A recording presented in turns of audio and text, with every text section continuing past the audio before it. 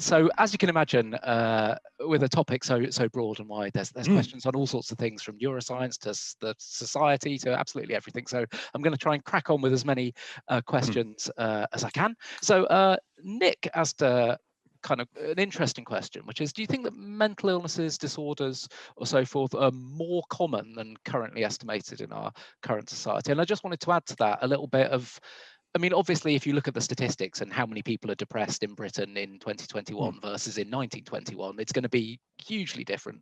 But of course, people in 1921 probably you were coming back from the war, they had shell shock, they had all kinds of mental problems, but they just weren't diagnosed or recognized or, treated in the same way. So I wonder, both, do you think that now things are more common than they used to be, or do you think people were just more depressed and more anxious but they didn't report it in the same way? And also, do you think it's kind of the same throughout different countries, or do you think maybe some countries that have a more of a Buddhist philosophy maybe have a slightly higher tolerance for stress and anxiety, or do you think that might just be nonsense?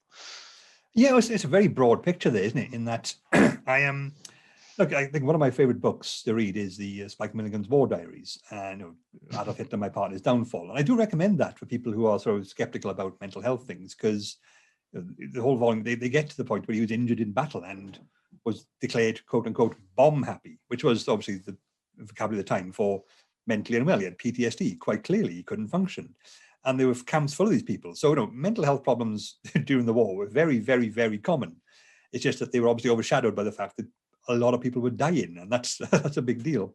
We are seeing more mental health problems these days, but similarly, we are seeing a lot more photos on the surface of Mars. But Mars was always there. There was no, it's not like it's suddenly appeared. It's just that now we have the ability to see it, to actually go there and look at that, red rocks, amazing. And so I do discuss that. I think if you look through like historical texts, there's very little mention of mental disorders as we know it. So there's melancholia. That was an old-fashioned term, which I think people thought of. That's depression. Clearly, it describes depression perfectly. But we're talking from times when life expectancies were very short. Life was hard and brutal, so you didn't really have a chance to develop a mental health problem. You're too busy staying alive. So I think these are both, you see like things in the Bible, things like visions or speaking in tongues or hallucinations. These are all likely to be just mental health problems people were displaying, but described in the vocabulary people had at the time. They didn't have the science; they had the spirituality, and that's why you have people still say people are struggling with their demons. There's no demon inside you, but that's what he was once meant to believe to be, and then they drill a hole in your skull, which honestly didn't help.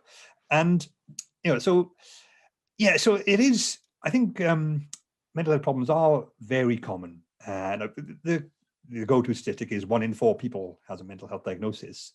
There's some debate as to how accurate that is, because it comes back to what I said about how do you define a mental health problem in terms of like, when do you go from mentally well to mentally unwell? Where's that threshold?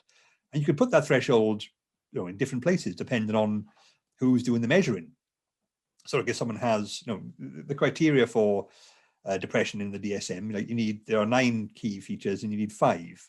So 5 out of 9, more than half, fair enough. But that means you can have someone with symptoms 1 to 5 and someone with symptoms 5 to 9. They have the exact same diagnosis, but only one thing in common, and they receive the same treatment. And obviously, there's more to it than that.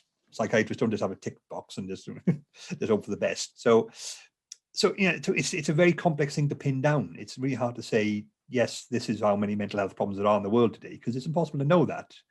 And but it's very common. But no, there's the other school of thought, which says that we shouldn't even use diagnosis at all. We should sort of accept the fact that how people react mentally to the stresses of the world is normal and natural, and like they should. That's like everyone else. It's not that people's mentally unwell; it's that society has too rigid an idea of what mental expression is. I mean, I don't subscribe to that myself, because I've known far too many people with mental health issues, and they say like, "Please, I would love this to stop. I don't feel like I am a different expression of humanity. This is a problem. Please help." And so I don't like to, But then also saying that nobody is mentally unwell. It's just different ways of being. That to me suggests that that argument suggests the brain cannot go wrong, and trust me, it really can. So mild diversion there, but yeah, it's really hard to say. But yes, mental health problems are really common and will continue to be so. But a lot of it's not due to the fact that people are unwell. It's just how we're defining them. And that's where a lot of the confusion and debate is going to be for the foreseeable. So there's another question here from Richard, just on that. He says mental health is often defined in terms of problems, but is there an equivalent of physical fitness, including exercises to improve your mental fitness? Now, you sometimes hear things like sort of, looking in the mirror and saying like, I am a good person, I deserve to be loved, which is just way too cringe and embarrassing for me as a British person. So is there anything else I can do that will kind of strengthen my mental health and sort of protect me in the same way that doing weights will stop me from, getting weak and frail? Yeah, it's a tricky one, like there is that thing called brain gym where they make kids do weird exercises and keep water in their mouth so it evaporates into the skull, and that's not how anything works, but well done for trying. It's yeah, I think that comes up a lot now. Like the word you mentioned it on like the whole the Buddhist countries have a different appreciation of mental health, and it's really hard to say because obviously everyone has, it's not just about the different culture, although that's a big part of it. They just have different infrastructures. I mean, a lot of them, if you're from a country which doesn't have much of a mental health or any health infrastructure, then you're not going to be able to say who's got mental health problems or not. I did a psychiatry course. We had someone like from Nepal applied to join. It was a distance learning course. They said, I would be the first psychiatrist in the country, they said. And I'm not sure if that's true or not, but it was quite a claim to make. And they seemed quite convinced of it.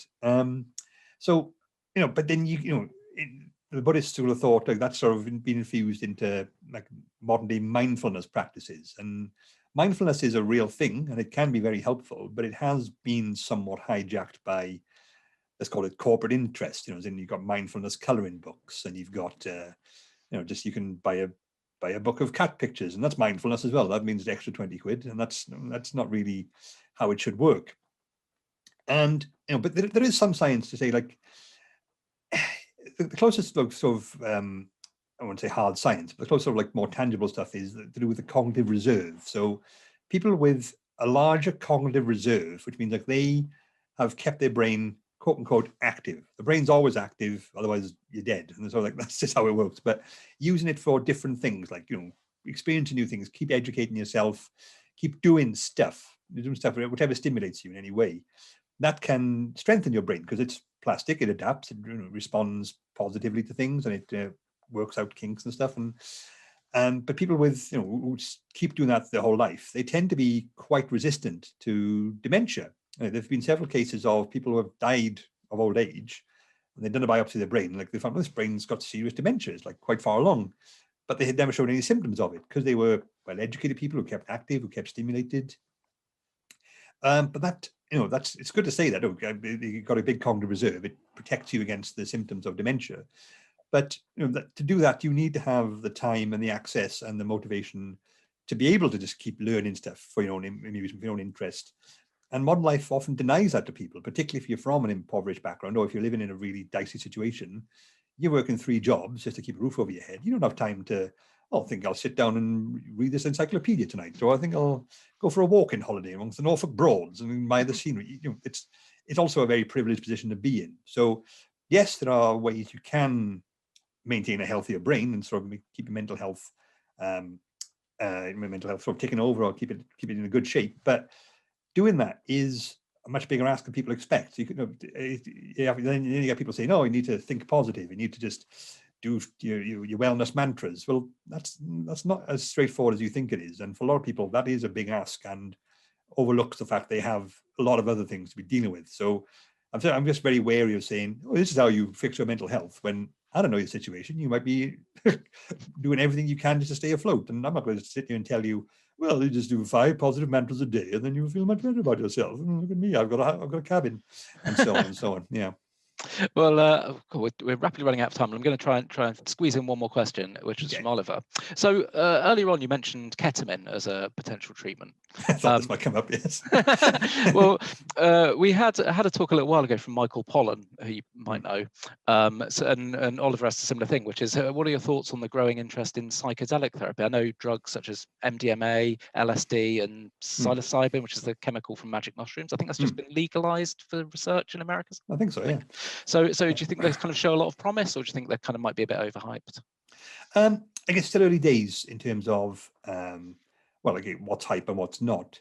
But I think it's scientifically sound for the same reason that ketamine works. I mean, these are clearly very stimulating compounds. I mean, when you are hallucinating and seeing all these bright colors and stuff, it's logical to assume, well, your brain's been very stimulated by what's in it right now. So parts of your brain which aren't normally on are now on. Like, oh, hey, that's I'm seeing things which aren't even there. That's how stimulated my brain is now. And if the neuroplasticity model of depression is what's really happening, then it would make sense that such a strong stimulation would kickstart those sluggish neurons back into life at a faster rate. So there's no reason to sort of say that wouldn't work. I mean, it makes logical sense based on the science that I'm aware of. But like I say, there's always lots of side effects, because when you stimulate all the brain, you stimulate all the brain, and you shouldn't do that all the time. That's a really dicey thing to do. But I think there's always going to be an element of hype, because it's been quite a long time since we've had a new approach for antidepressants. Like, they've been using the same type of compounds for decades now. And I think they were waiting for a good breakthrough, and this could be one. But it's always worth saying, like, well, it'd be nice to have that. If it is, it makes sense. But let's keep a logical perspective on this now. Does it work, or do you just want it to work? And that's, I think that remains to be seen. But there's promise, definitely. But I would be wary of any hype at this stage, because that's just a sensible way to proceed, I think. Yeah, and obviously a lot of the research has been banned for decades. So it's even though things like LSD have been around for most of the 20th century. Things, yes. But obviously it's been difficult to kind of get the research out there. Well, thank you so much, Dean. Unfortunately, we've kind of out of time, really, but we've had loads of brilliant questions. So thank you so much for all your comments and engagement in the chat. It's I would describe it as a little bit chaotic, but very positive in the chat. So thank you all for contributing.